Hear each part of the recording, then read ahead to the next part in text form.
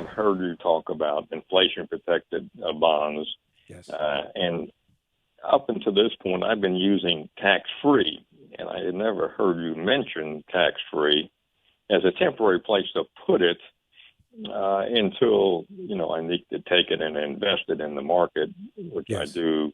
I earn the money, and then I take the money and put it into a pot, and when it gets to a certain amount, I go ahead and put it in.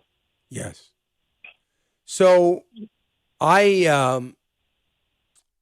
not only used to mention tax-free bonds quite a bit, I actually had an asset allocation model for tax-free bonds.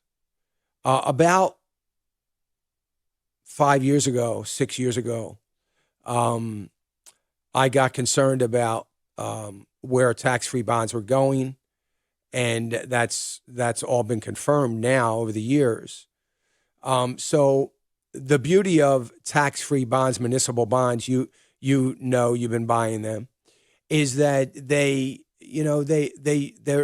great for America. That allow states and municipalities and counties to be able to build a hospital and get it financed through people that want to invest, and they pay that interest rate. It's a great thing for. But what has happened is the tax frees that they're offering now are to raise money to pay the interest on the tax-free bonds that they've issued 5 years ago and then 5 years ago before that. There's not hard assets involved anymore.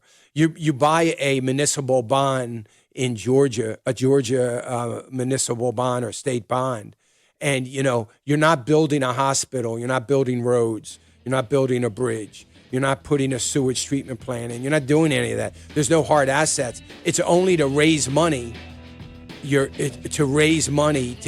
getting into debt to use that money that they're borrowing to pay the debt they're already in.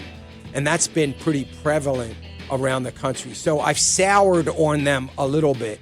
If you have some of those old bonds that are hard assets, man, they're great. You want to keep those.